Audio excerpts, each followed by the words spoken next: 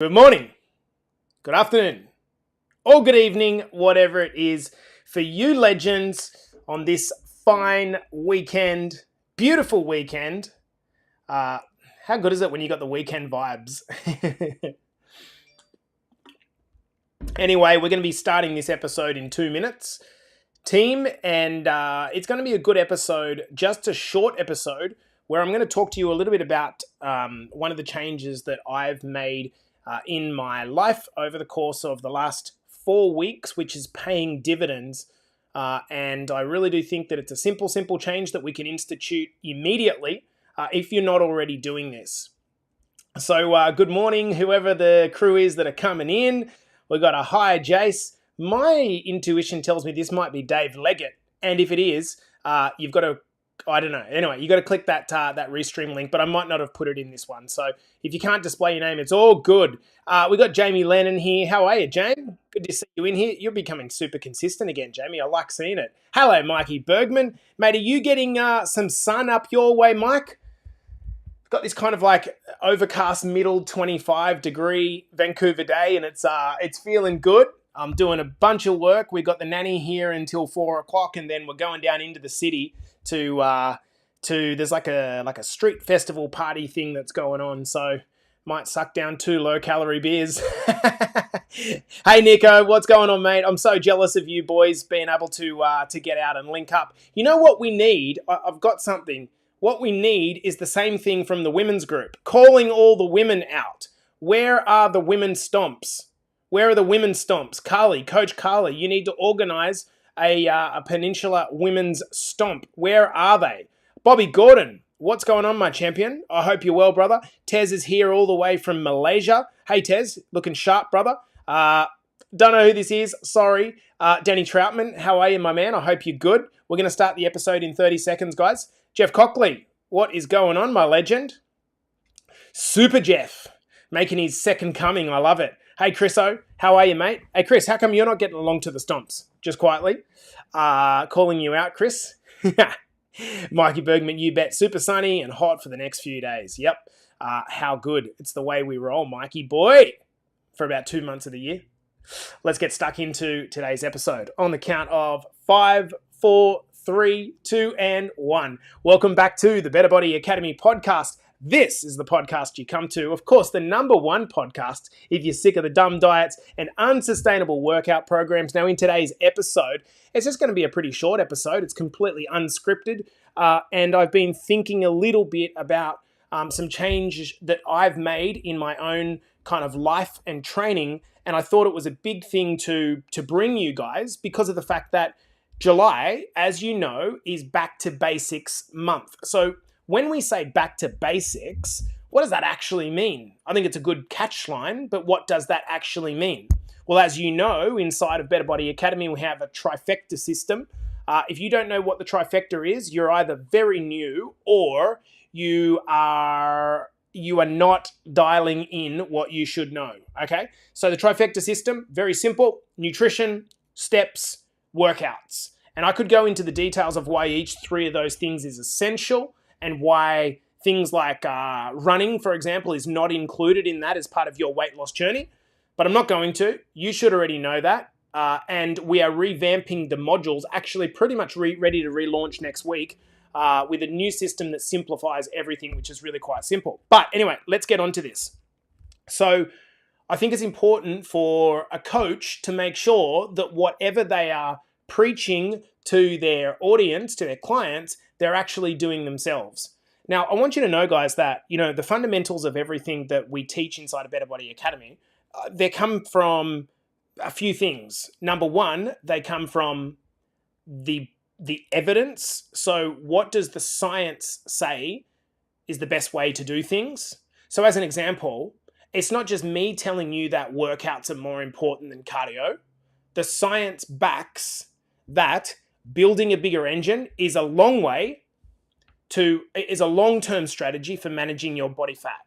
Okay, so that's just not my experience. That's my look into the science. So the science has got to support it. Number 2, it has to be validated by clients. So clients following the process get the result. So that's number 2. So science, client proof, and then number 3 is like personal experience. Because I think you can have the best scientist in the world, but if I was an overweight coach, I don't think you would trust me, and I don't think that that would be a reasonable thing to trust me either.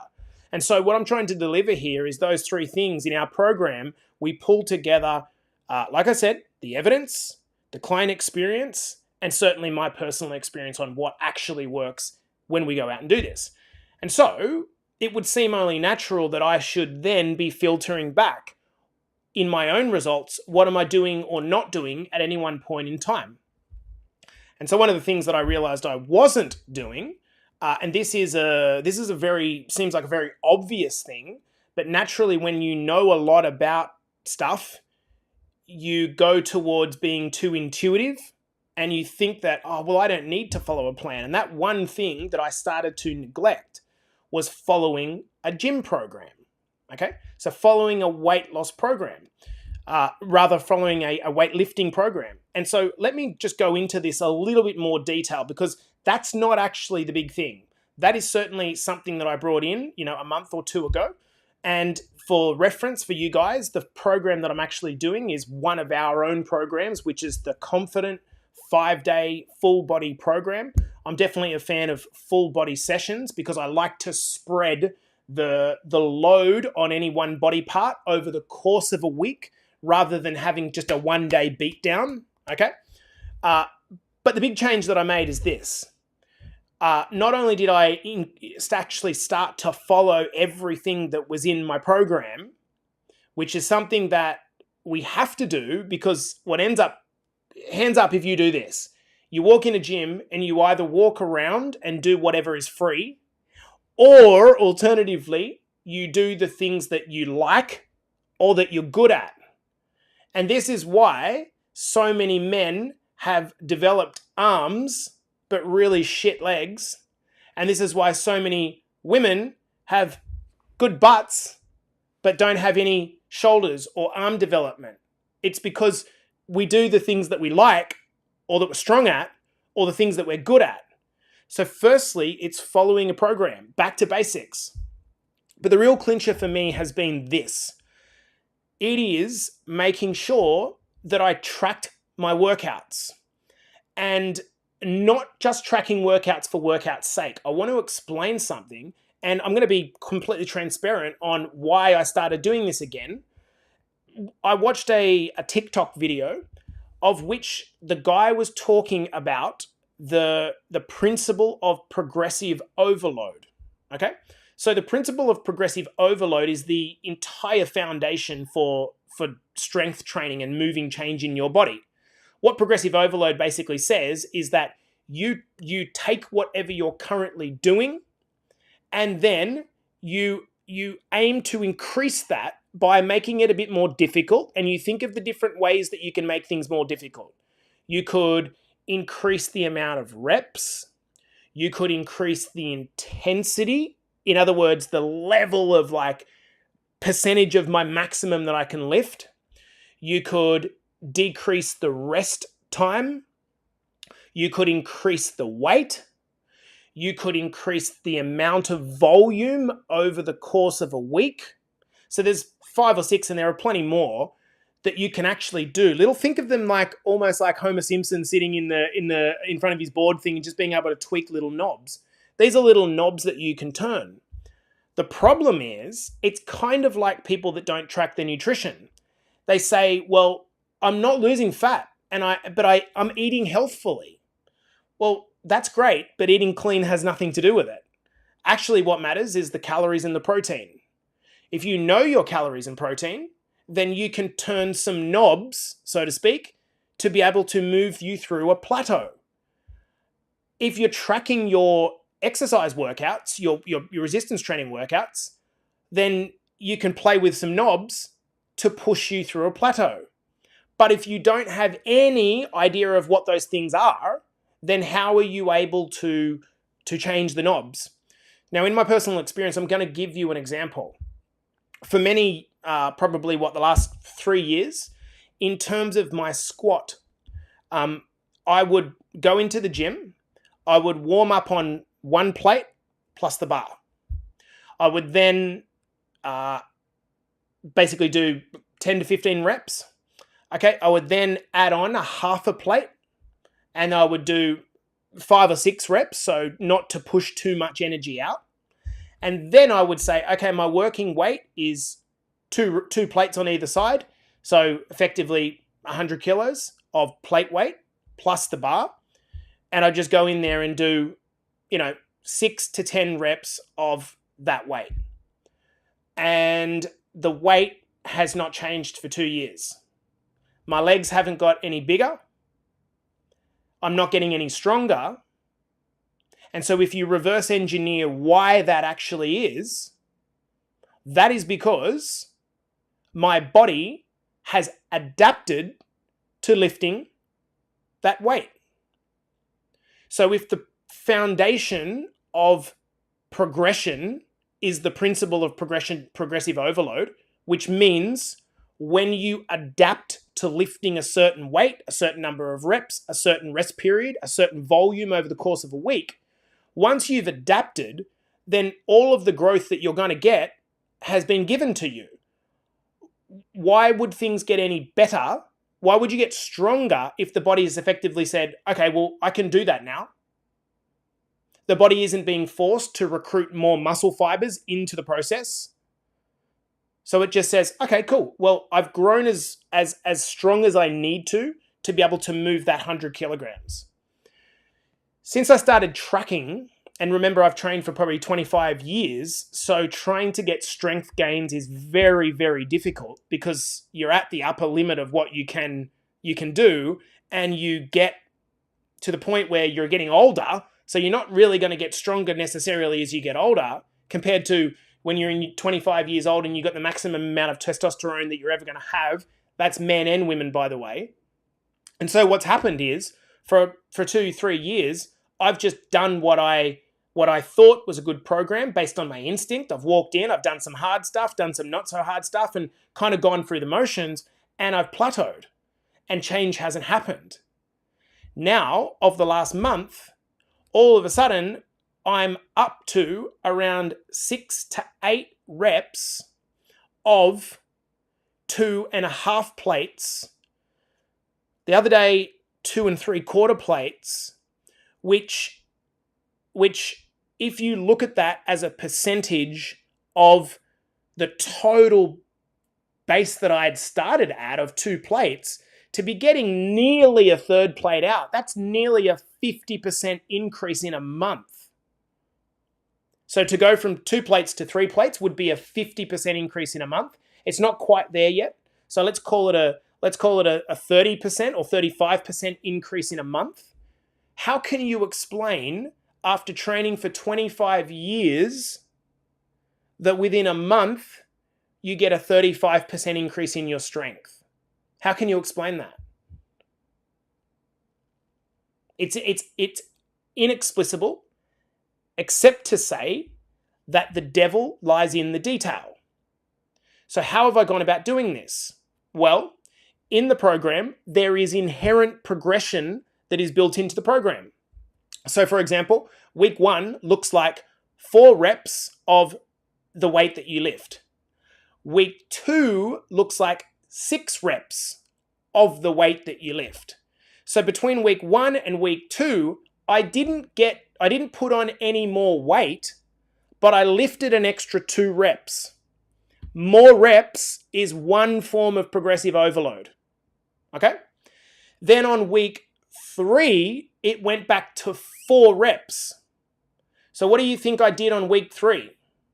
I looked at what I did at week 1 and I said, okay, I started at 2 plates. So on week 3, even though I'm still lifting 4 reps as per the program, I'm going to make sure that whatever I do on week 3, it's going to be marginally greater than week 1. Just marginally. And so what ends up happening is I put on 3 plates and a little 5-pounder on the side. And then I thought, hang on, I just got out 4 reps with the extra 5 pounds on the side. I can lift a little bit more than that. I had reps in reserve. So the next set, I put on a little bit more.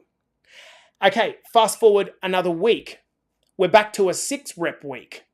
Okay, what did I do last 6 rep week? And the only way that I know this is because I'm looking in my Better Body Academy app and I'm pressing the graph button and I'm going back and saying, okay, what did I do? Okay, I did, all right, so this time I need to add more weight in.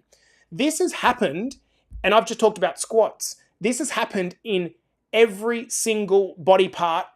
I'm getting stronger. Every single body part. I started the month on doing 20 dips, 3 sets of 20 dips. Well, now it's basically 3 sets of failure at 30 dips. How can you explain that after 25 years? The only way you can explain it is that the progressive overload principle is pending you being able to know the data. And if you don't know the data, what's going to happen is you're just going to go, oh, well, I'll kind of lift that today. Now, there's 10 people roughly watching live. I want to know who is honestly training like I was before.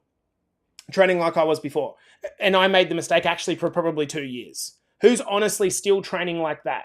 They're going into the gym and maybe they're following the program, but they're not tracking the weight that they're lifting. Okay? So what's happening is they're not tracking the weight you're not tracking the weight you're lifting, and you're not tracking the reps that you're doing. So you're going in there and you're working out according to how you feel on that day. And if you're like me, or like Terry Holden, for example, and you train very early in the morning, you're never going to feel like putting on more weight. The reason you're never going to feel like putting on more weight is because you're probably still a bit exhausted and still tired from the previous session. And so the thing about progressive overload is it's not about adding on ridiculous amounts of weight. What it is it's now about adding on a tiny bit of weight. For example, let's just say you're Jamie Lennon, who's coming in here and said, I'm not tracking, but I will from now on. Good success-like speed, Jamie. So let's talk about you. Let's say that you're squatting the bar and that's it. Okay? Great. This week, your job is to do the same amount of reps that your program says that you should do, plus the littlest discs that you can find in the gym. And they might be 2 pounds each. Okay, cool. That's 4 pounds additional to what you were lifting before. Nick says, no, I'm checking the last weights using the app and adding a little.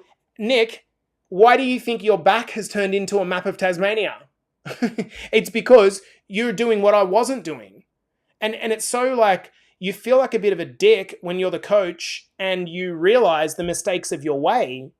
But it's important for me to come on here and tell you that, like, I, for the first time, feel like I'm getting muscle gain, like, right across my body at the moment. I got into a pair of Dickies yesterday and got in the pool, and I looked down at my quads and I'm like, fuck, they're growing. Like, finally, they're growing. And they're growing because I'm trying to get serious about what I'm doing. It's easy to kind of, just go with the flow. And you know what? Like, I think there is part of this which is like, just going with the flow is cool. It's like, you know what? Like, I'm having fun. I'm lifting for the first time in my life. It feels good. I feel healthy. And that's fine. That's completely fine. That's a good place to be. But equally, if you're like, you know what? I'm putting in 3 or 4 hours into this thing, if I'm going to give money to a financial advisor, I want to get a return on that investment. Equally, if you're going to give your time, and time is money, if you want to give your time and your energy and your effort, sometimes at the expense of, family or other priorities in your life, you want to make sure that you're getting the maximum investment on that time. And if that's the case, you have to start tracking. Okay? I'm just telling you guys that this is a mistake that I made. And it's really funny. When I make a mistake, I don't know about you guys, but I typically make the mistake for 2 to 6 years, which in the grand scheme of things is a lot of time to be making quite an obvious mistake. I'm guaranteeing if your body weight is not moving, what's going to happen is in 2 years, you're going to realize that the reason that you're making, the mistake that you're actually making was this inner resistance around nutrition tracking. And you're going to say, I just don't like doing it. I just don't like doing it. I just don't like doing it. But then you're 20 kilos over where you want to be. And you're like, fuck, this frustrates me every single day. What do you want more? Do you want the result? Or do you want the slight pain in the ass of actually doing the tracking? And for me, not being accountable to myself, what it actually is that I look at you guys, I look at guys like Nick Friend, and I look at guys like Terry Holden, and I look at girls like Michelle Follett, and you guys show up, and I look at girls like Amy Brown, and I see Amy Richards, and I see you coming into the gym for the first time. I see these things, and I think, I'm a fucking hypocrite. If I'm a hypocrite, if I don't, at minimum, do the same as you, or practice what I preach. And so, this is an honest podcast, guys. I can tell you that I'm feeling so strong. My bench press is nearly up to 3 plates. It hasn't been at 3 plates since I was 25 years old. I got up to 165 kilos for 4 reps when I was 25 years old, right? I've never been close to that again in my 30s. And at 40, I'm starting to get there again. How do you explain that? You can only explain it through the progressive overload principle, okay? Now, I've got one question here that before I close this out, I'm going to answer. It's from Dan Troutman. He says, do higher reps build strength to lift or endurance? That's a good question, Dan. I'm actually planning to do a full workshop to Elite as a separate program, the Elite people, eventually around how to build muscle and the different facets of lifting. So to give you just an opening to that, there is strength, which is your absolute ability to move something. There is hypertrophy, which is the building of muscle tissue. There is power, which is strength quickly and explosively, okay? And there is endurance, which is doing things for a long period of muscle movements for an extended period of time, okay? And it's not as simple as saying, okay, if you just do 1 to 5 reps, it'll be this. If you just do 6 to 12 reps, it'll be this. It doesn't work like that. There is overlap, okay? There is overlap. If you think of it like a curve, okay, I'll give you an example. If you really want to build strength and strength at all costs, as in, I just want to get strong. I'm not really about wanting to build muscle. I just want to be really strong. Well, what you need to do pretty much is operate in the 1 to 5 rep range, okay? If you just want to get really strong and that's your thing. But if you want a bit of a combination of improvement in strength and hypertrophy, in other words, building some muscle tone and size, well then, hypertrophy ranges, you're looking at basically from, say, 8 reps, anywhere up to about, 6 to 8 reps, anywhere up to about 30 reps will still hit hypertrophy, okay? And then after about 30 reps, it starts to become much more muscular endurance, because obviously if you're talking about endurance, you can't get on a machine, lift 90% or 95% of your repetition maximum for an exercise and keep doing that for 50 reps. Otherwise, that's impossible to do. By definition, that's impossible to do. And so, to answer your question, Dan, do higher reps build strength to lift or endurance? Very high reps build endurance. In fact, strength is built by doing very low reps of maximum strength, which is why strength training for beginners isn't the best idea, because there's a higher risk of injury. We don't want to be a new person until someone's kind of built the connections around how to lift properly and they should be training. we wouldn't prescribe a program to someone who's never walked in the gym with an average 3 to 5 rep range. That would not be a good idea.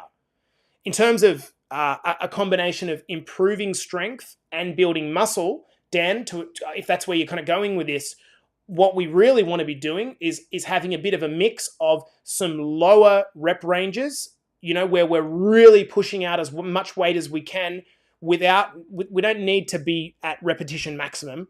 I've never done what is the maximum I can do on one squat? What is the maximum I can do on one bench press? I think there's too much risk of injury, and I don't really see that there's a massive benefit apart from taking a photo of it or a video and putting it on Instagram and getting all your mates saying, wow, you're really strong.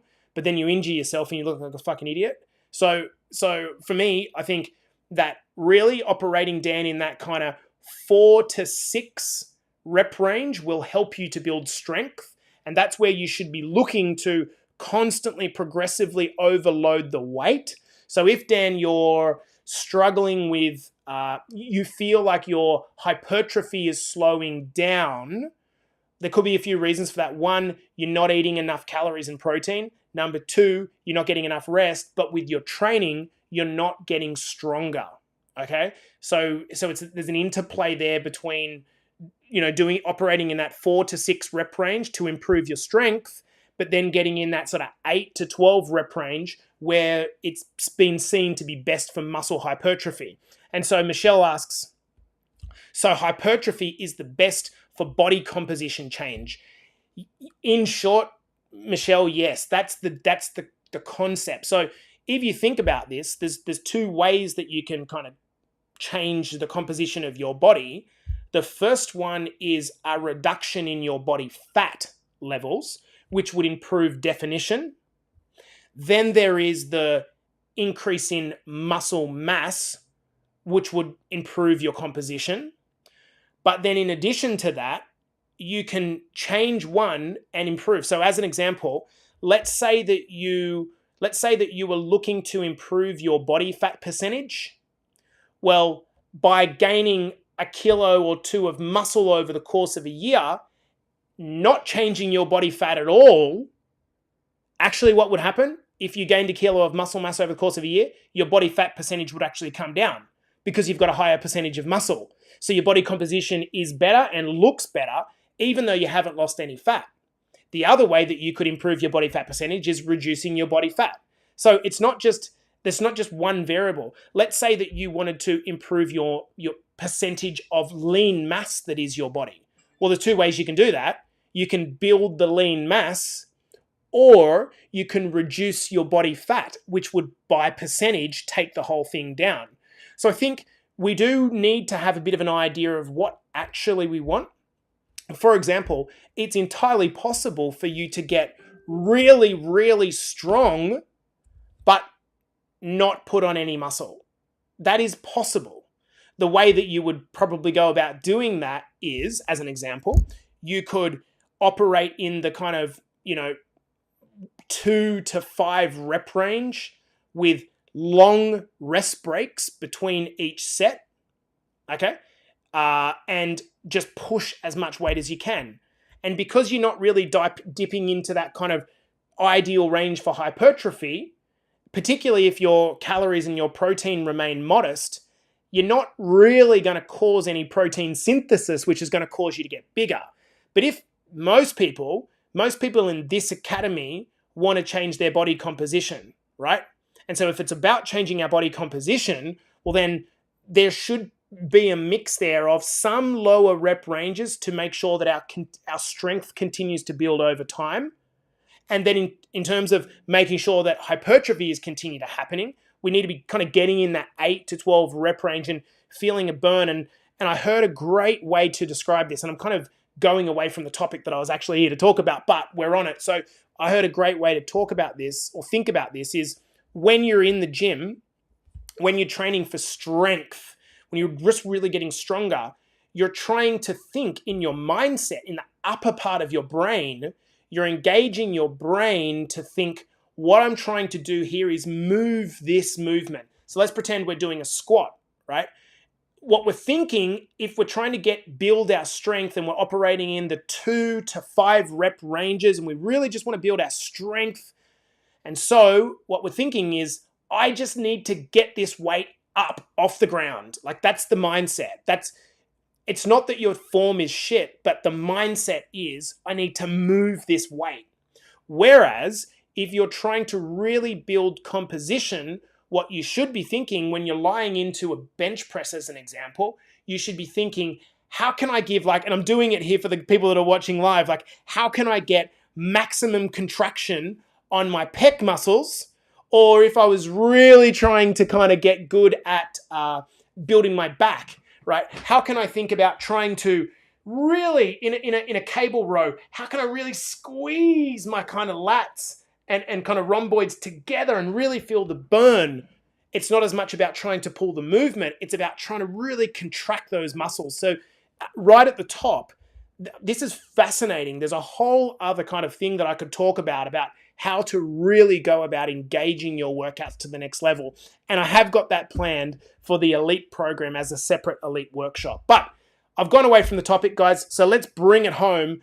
The purpose of this episode is, if you're not already doing it, use your Better Body Academy app to track your workouts, okay? You have to be tracking your workouts, because if you're not tracking your workouts, and what I mean is not that you did the workout, what I actually mean is going into the detail and looking at the numbers and seeing where you can make these little micro improvements, right? Just micro improvements in either the rep number, the absolute weight that's being lifted, to try to make sure that you give your body a reason to want to continually adapt.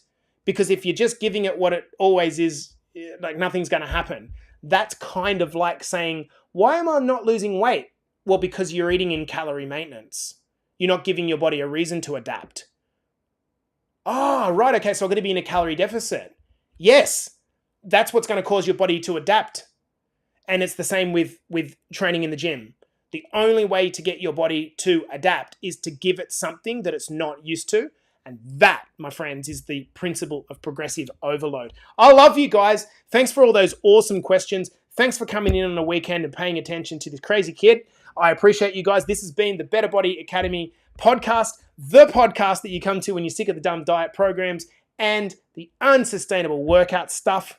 I'll see you guys in the next episode. Big love.